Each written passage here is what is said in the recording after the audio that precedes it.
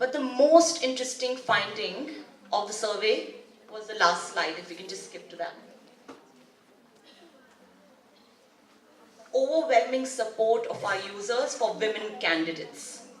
55% of both male and female respondents said that they would pick a female candidate over their male counterpart. And while many believe that women are more qualified and they're less corrupt, a majority of the respondents said that this was to correct the gross underrepresentation of women in the parliament. So Change.org users want to see more opportunities for women in political leadership. And that's why we're here. We want to hear from some of these amazing leaders across political parties what their journey has been. How has it been different from men? And for that, I would like to introduce and invite Ms. Sushmita Dev to talk about her journey. What was some of the challenges that you faced as a woman? And what were some of the opportunities that presented? How has the journey been? Has it been an easy ride? And would politics be a real career option for a lot of these young women who are here with us? I would like to start by thanking Change.org by organizing this event, if you like. And even interestingly to see that they released a survey, most of which I would have to agree with. It's really an honor to be with the principal of Kamala Nehru College, Dr. Bakuni, my colleague from the BJP, and I'm very happy to see that she advises some of the topmost bodies, including the Chief Minister of Maharashtra, Nidha and her team, Durga, everybody who's organized this. In fact, as you called me on to the microphone to talk about my journey, that was exactly what me and Dr. Bakuni were discussing. In fact, she was asking me how things happened. Well, I was the president of Miranda House College for a year, and I actually stood for Delhi University Students' Union election also and lost to the ABVP. This was in '93. After that, I joined the law faculty in DU. So I had decided that I had had enough of politics and I would like to do a law degree. So I went to give the exam of the first year law, and suddenly the lights went off. So we were all waiting for the lights to come back on. This is in the 90s I'm talking about. I mean, Delhi now has hardly any power cuts. And so all the students started complaining, and they suddenly noticed me sitting in the hall and said, Netaji, आप कुछ क्यों नहीं बोल रहे हैं? आपको इसमें कुछ बोलना चाहिए. And I thought to myself that I had actually joined the law faculty thinking I'm going to go back to education and not be in politics. And I think I realized that day that you may leave politics, but sometimes politics doesn't leave you. So I came right back and I told my dad that how am I going to go through my law degree when every time there's a problem in law faculty, I'm going to be called to say, "Aap aandolan kariye," you know. So he said, well, the only way out is that why don't you go abroad to study? So actually went to the UK. I got a degree in law from Thames Valley University. I went in to do my masters from King's College, London University, and I did my bar at law. I actually practiced almost 8 years in the Delhi High Court and Supreme Court and the lower courts. I know it sounds more fancy to say I'm a Supreme Court lawyer, but the truth is I went to various courts. After that, my journey in electoral politics started in 2009, and I was actually first elected as a municipal councillor in my town, and I was made the mayor of my town. I held that position for almost 4 years. So while I was the mayor of my town, my party party gave me a ticket to stand for the assembly elections. So I stood for that assembly elections and I won that in 2011. And thereafter in 2014, my party gave me an MP ticket while I was an MLA in a town, in a place called Silchar in the state of Assam. So that's been my political journey. And I come from a political family. My father was a Congress leader, and that's not the only reason that my affinities towards the Congress party, but my grandfather was a freedom fighter and was part of uh, state politics. Uh, as a woman, I think the thrust of this event is that how different is it for a woman and how easy or difficult is it for a woman, and how do we overcome those difficulties? I have to say that uh, there are two aspects to it. The first aspect is what happens to you at home is extremely important, and uh, it starts at home. How are you as a girl child? What's the ambience in your home? What's the atmosphere in your home as you grow up as a girl child? And after that, one of the primary reasons women remain apolitical, like sometimes they come out to vote, sometimes they don't. They will not go to the local party, any party is meeting in their areas, is because politics, the impression we have of politics through media, through public coverage, is A, that all politicians are corrupt, number one. Two, that it has a lot of violence, it's a very aggressive calling, if you like. And lastly, that the ambience in the political arena is not conducive to women. How safe is a woman in politics? Because every time we open the television, we see यहाँ चुनाव में यहाँ मारपीट हो गया, यहाँ EVM machine लेके कोई भाग गया. So girls generally don't feel safe and secure in entering electoral politics. So I think what is important, I say it again, what is important is all of you, well, most of you will, have a family someday. The empowerment of a girl, or the way a girl thinks or views her world view, primarily starts at home. And then, of course, when she goes on to education, how she is at her educational institutions. So my experience and my journey is very different because I come from a political family. So there is no doubt that when you come from a political family, you are already empowered. You've grown up in a certain ambience which a lot of you here may not have that. But hopefully in the question and answer section, I'll be able to answer some of the question. But the biggest problem is, how does a person enter?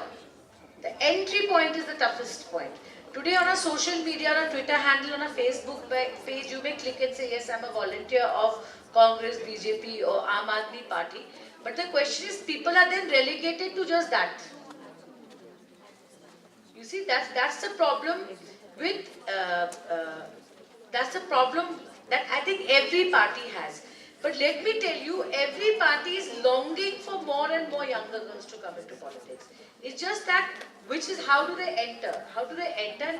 Programs like this actually give us a forum to engage with women or girls who are not in active politics. But generally in my party, the way we do it is through frontal organizations, either the Youth Congress or the National Students Union of India or the Mahila Congress, which I head, which actually gives you a softer platform. So you don't have to enter these frontal organizations and start fighting an election, but it basically gives you a softer platform to enter political parties. See, if it comes to what women feel in politics, I have to say that women feel differently, not just in politics. They feel differently in their job markets. With the Me Too movement you have seen, women feel different amongst their relatives in a home, being a girl child. So the challenges that a woman or a girl feels in any other field is the same. It's not any tougher or any easier. So I see no reason why that should stand in the way of a girl coming into politics. So जो कठिनाइयाँ हम job market में face करते हैं, घर में face करते हैं, relatives के साथ face करते हैं, if you talk about gender biases, it is nothing more or less than that is what you find in politics. So अगर girls लड़कियाँ आज job market में हैं, लड़कियाँ आज they're going to space, we have Air Force pilots, we have women in the army. So I see no reason why women should shy away from politics. So I hope that we can encourage more of you to actively participate in politics, and I hope I can answer your questions in the best possible way in the next session. Thanks. I need to remind you girls about 26 January 2019. 26 January 2019, I saw this fantastic thing that I'm sure a lot of you would have seen. There was this woman who wore a white khadi sari and saluted a complete nation in front of her as India's first full-time defense minister. Right in front of her, cut to a girl called Khushbu, who's 30-year-old and hails from Rajasthan, which at one point of time was only known for female infanticide, has a girl child, leads a contingent of women paramilitary force of Assam Rifles, and when she gives a cry to salute, even while speaking, I know that my BP goes up. Cut to this girl who's called Shikha, hails from Jharkhand in a place called Hazaribagh, which only made headlines because girls were primarily known as domestic helpers, and you could find them hitting headlines by the human traffickers being transported to various states and various countries. But today, she stood on the bike leading 33 men and stood straight on the bike saluting the flag. Cut to 63-year-old Rajkumari Devi. She's called the Kisan Chachi, and she was thrown out of her house because she gave birth to a girl child when she was just 30-year-old. Today was the day that she was getting a Padma Shri. Cut to this lady who's called Geeta Gopinathan. Have you heard of her? She's the first chief economist of IMF.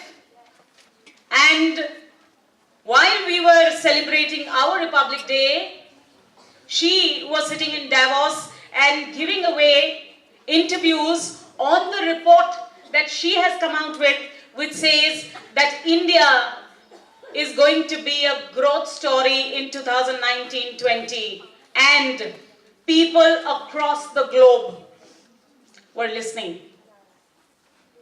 This is the new India, and this is where women stand in New India. Respected dais, I heard Kalpana ji talk. Sushmita ji's journey has been very, very inspiring, and with all her heart, I heard the challenges and the pains of her whole life cut short in a few statements. But let me tell you what was actually very interesting on this 26 January 2019. What was interesting is that all these women who are leaders in true sense in their respective fields come from extremely average, very simple, humble backgrounds. They are real women who stand there just because of their own capabilities, their own hard work, not because they have parents. They are privileged with certain surnames, or they have been born with a silver spoon, or they have husbands who have political ideologies or ideologies which probably represent them or her. This is New India, and this is what women need. Women only need equal opportunity. And I think in this positivity of 2019, women are getting equal opportunity. Women empowerment, for me, and I'm going to now tell you my own story, I think women empowerment is a concept which is borrowed from the West. Just think about your mothers, think about your grandmothers. Weren't they empowered? They were empowered. They took decisions at home. They decided which schools you will go to. They spent money off the house, took decisions. But yes, exploitation has been the truth of India.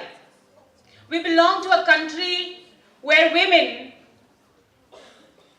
were given the place of goddesses. We belong to a country which had Rani Jhansi Ki Rani. But exploitation is something that actually happened in our country. And that is the truth, because forever somebody who's powerful always exploits someone who's not powerful.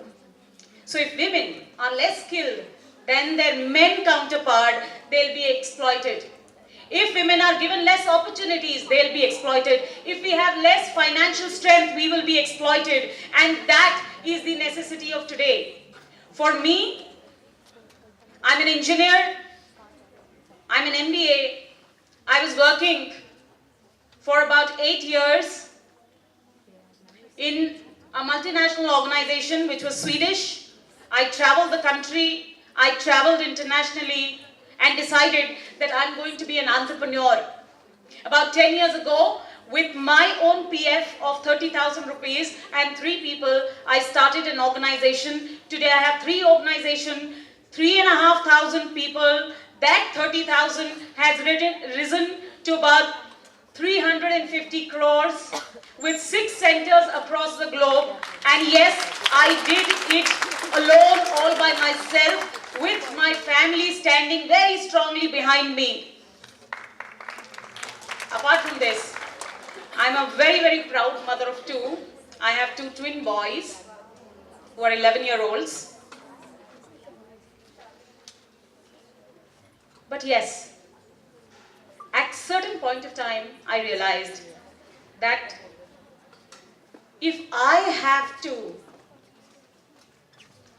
do social good, if I have to influence, empower, and build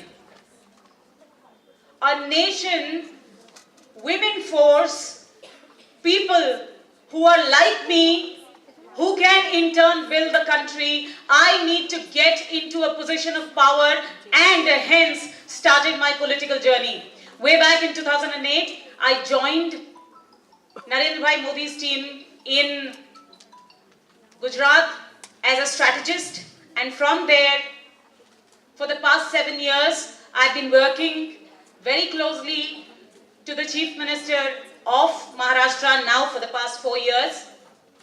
I head a lot of governmental programs where I engage with the corporates and ensure that governance can be reached to where it actually belongs. I work on programs which involves skill of the corporates and scale of the government to ensure that the needy needs are fulfilled. And today, I'm extremely proud to say that I've been part of initiatives, whether it be through the strategic partnership that I've had with the political party or with the government, in various empowering decisions that we have taken as a government for women as such. And you girls need to understand that it is important for girls to have an opinion and to voice them. Because it is when an opinion was voiced about menstrual hygiene, that's when a whole nation understood that yes, the GST needs to be withdrawn from there. It is only when we raised our voice, we realized and we took a decision that it is important to not only put rapists or people who do child abuse and are framed under POCSO behind bars, but to hang them. It is only when women raise their voice that we realize that maternal leave needs to be extended to 26 weeks, and it's okay, we don't need to be guilty to be mothers. And these decisions are taken when women rise. And hence, I have to congratulate the Change.org team, because I understand, and the nation today understands, that when she votes, she leads. And when she leads, she wins.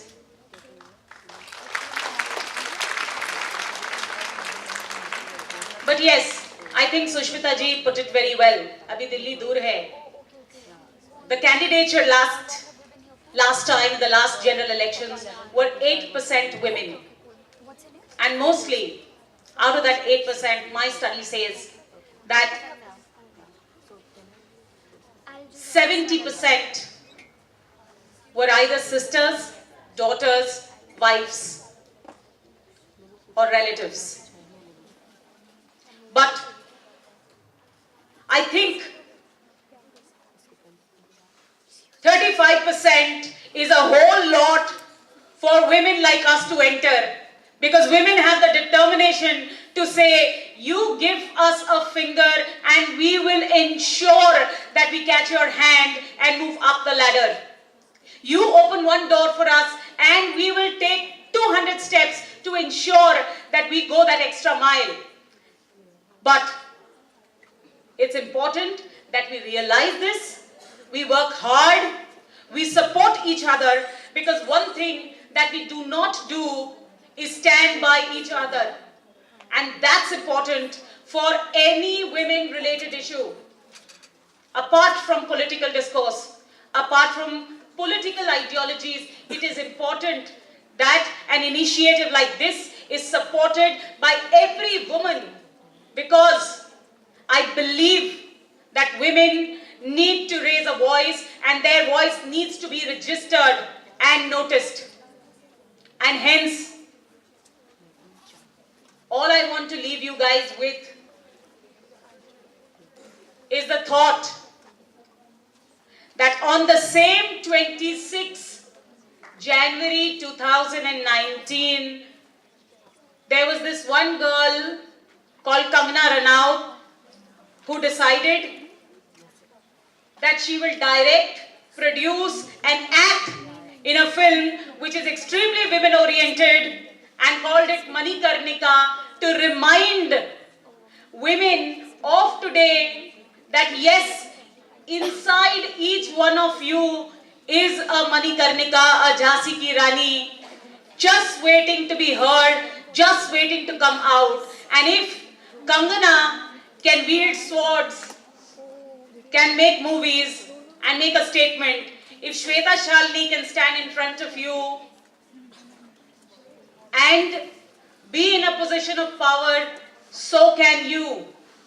This is a new India where you have equal opportunity. It is a positive India where we are looking at opening of doors, and hence get up, rise and ensure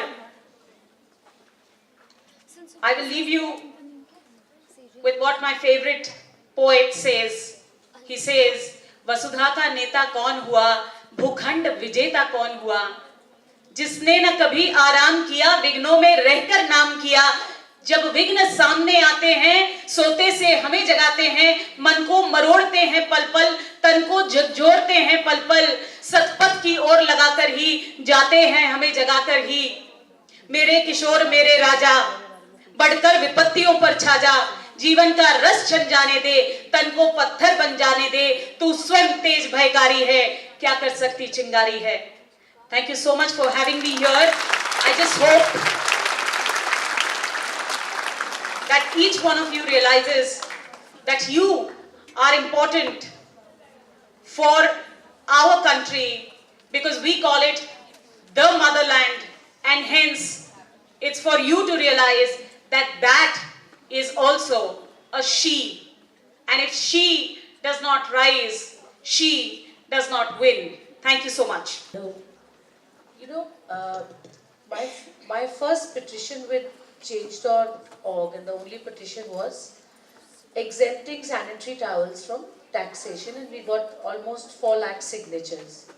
But since you all don't have a question, I would like to see what your thoughts are, that the reservation for women in parliament and assemblies, the 33% reservation that the Congress promised and the BJP promised, it hasn't happened in the last 5 years. But I remember Change.org telling me that a petition was floated, but it didn't have too much traction.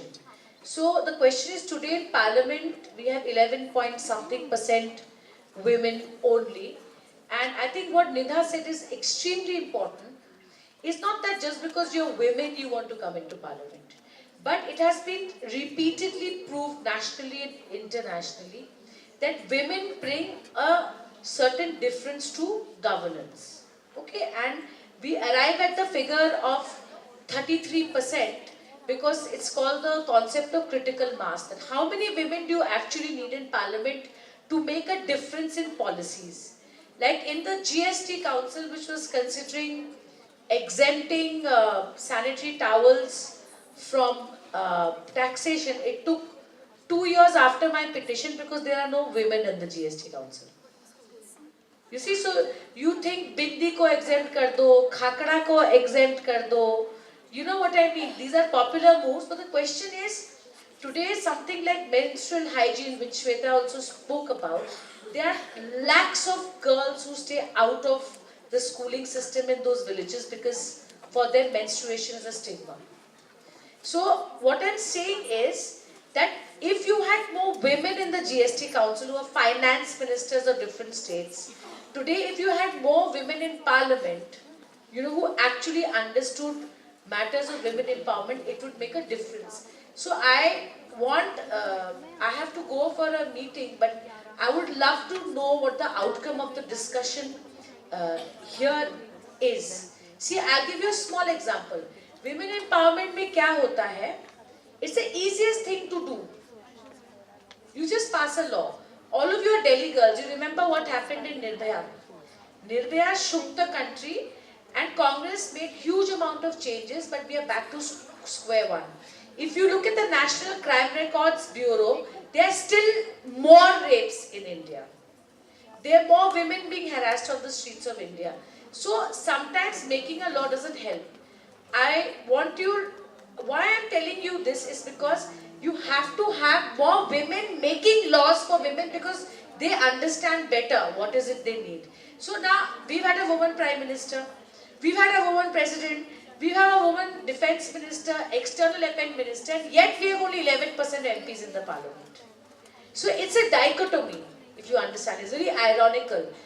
I'll give you a small example how sometimes we just pass laws which we think will help the women, but they don't. Recently there was a maternity benefit act passed, right? I don't know if you all know. So if you're pregnant and you're lactating in your workplace, you get 26 weeks of leave. You can go 4 times to the creche to look after your child, and all of that was passed. But do you know that the Maternity and Benefit Act, I spoke about it in Parliament, it has made women more unemployable. So if a 23-year-old girl नौकरी के लिए जाती है और एक 23 साल का लड़का नौकरी के लिए जाता है, एम्प्लॉयर्स थिंकिंग कि इसको मैं एम्प्लॉय करूंगा तो मुझे क्रैश बनाना पड़ेगा, इसको 26 weeks लीव देना पड़ेगा. So the worst thing that we can do to women empowerment is say, okay, because we've had Indira Gandhi and we have Nirmala Sitharaman, all women's problems are solved, and 5 women have marched on 26 January, so things are solved. You see, women empowerment will change, I believe, if there are more women sitting in parliament actually decide. You can't pass a triple talaq bill when in the group of ministers who decides on a triple talaq bill, the woman and child development minister is not in it. You understand?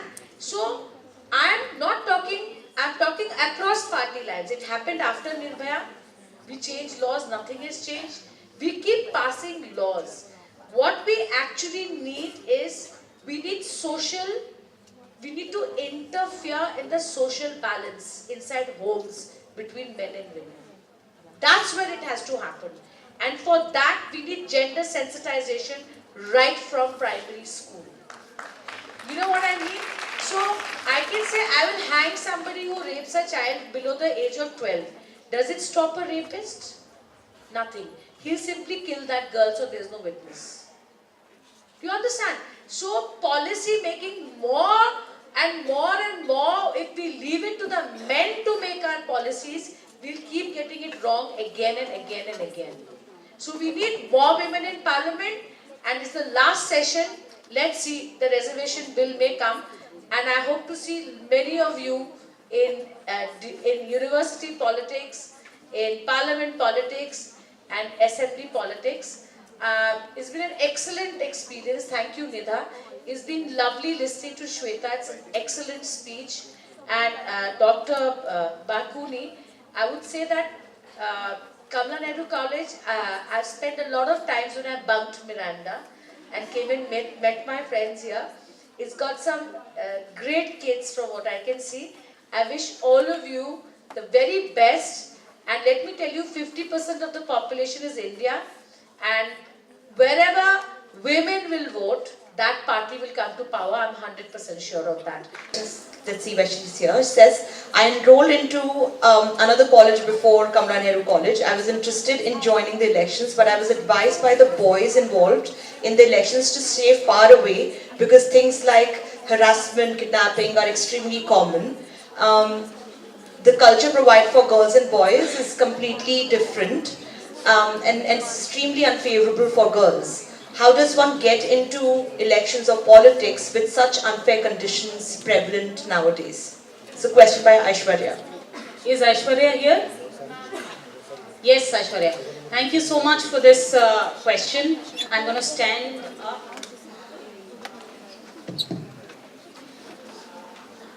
Please sit.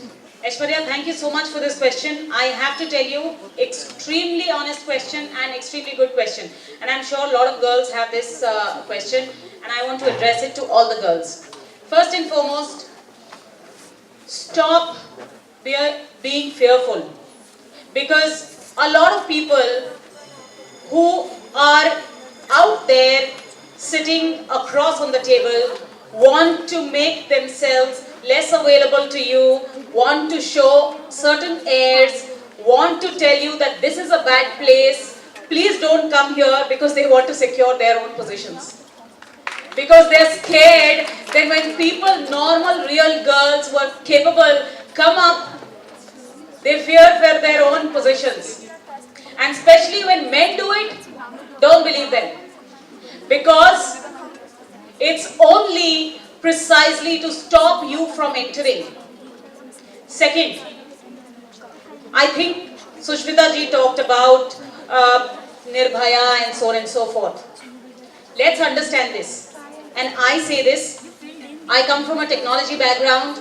I only work with data and I'm a strategist. The number of girls reporting cases have increased. And there are more girls who are not scared to come up and say, yes, this one person tried to fiddle around with me, this one person tried to abuse me, or yes, I was abused. But I'm not fearful enough to sit at home and not raise a voice because I don't want another woman like me facing the same thing as me. So yes, speak up, come out, don't don't get scared. This is a good place, and I'm telling you, अगर बिना पूछ और सीख के if I can survive, you can survive too. You have exactly the same skill set as I have. The only thing that you need is the intent. The intent should be right. The intent should be extremely clear and people understand. If you want to come into elections, your intent should be extremely clear. What do you want to do? I came here not to earn money because I'm an entrepreneur. I could have doubled, tripled the place I was in, but I came here to serve other people, to make a difference, to ensure that my kids remember me as somebody who made a difference to a million lives. And that's what I'm here for. And if this mandate is clear in my head, I'm sure it's going to help you in your further journey, wherever you are. Be it leadership, be it politics, be it army, be it Navy, Defense Forces, or just being a researcher, just being teacher. Ask Kalpana ji, I'm sure she faces enough politics wherever you go. So, you know, मैं हमेशा कहती हूँ कि राजनीति नाम से बदनाम है, राजनीति सब जगह है. So yes, what I didn't talk about here is the work that as a government, as BJP government, we have done for women. If you actually see all the work that we've done right from Mudra loan to primarily ensuring that women have a voice is done primarily for women.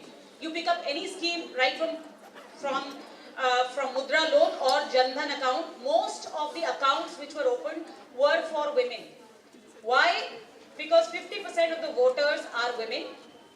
Second, because women, I personally feel, and I am an election strategist, I can tell you this to you, that it used to be said that when you teach a woman, you teach a family. I say it, that when you convince a woman, you actually convince a family. So it is important to talk to the women, and all parties across party lines, across leadership understand this. The only important thing is to ensure that your voice is voiced. Your mandate becomes their mandate, and for that you need various platforms. Thanks to change.org that you are providing one platform. I think there needs to be a lot of other online and offline platforms where these mandates, things which are important to women, urban women, young girls, women across age groups, rural women, come up and these get included in the manifestos of different political parties, so that it does not merely remain promises and poll promises, but we also ensure that we have enough women leaders who can take these poll promises to the parliament and ensure that they turn into reality. Thank you so much. So at ChangeRock, we have done a survey of 20,000 respondents from across the country. And something very interesting came out. 55% of both men and women feel that there should be more women in politics. Now, if that's the case, how do we get women in politics, right? What is the journey that they have to go through to make their space in a very male-dominated field? And that's why we wanted the young girls here to hear from different political parties, women leaders, on what their journey has been, and how they have overcome the challenges that they came across because they were a woman in a very male space of politics. And one of the key point which came up is the percentage of women in parliament. Do you think it's still a concern? It's a very big concern. We only have about 11 point some percent of women in the parliament, whereas women are 50% of the population. So obviously, the voices of women are not getting heard because there are just not enough women in parliament talking about issues that matter to women. So yes, it is a big issue, because the only way women's issues or gender issues are going to come in the forefront and the center of the political discourse is if women are rising themselves and making these points aggressively in front of everybody else. In 2019, the election year. So how Change.org is looking forward for the women's voter? We really want to bring women's voices at the center, at the forefront of the political discourse ahead of the elections 2019. The She Vote survey is just the beginning. We're hoping to have more events like these, getting more women to come out and vote, and hopefully have a more equal and representative parliament at the end of the elections in 2019. Any final message for the young women, especially? I think if you're a young woman, the first thing you need to do is go out and vote. And don't let anybody tell you what political choice that you need to make. Don't let the family influence you. Read up about the MP, read up about the different candidates who are there, and go and make your independent choice. That's the first thing that you can do. The second thing you can do is hold the elected representative accountable. Reach out to them, write mails to them, call them up, tell them what issues matter to you, and only then when you speak up for yourself will somebody else speak out for you.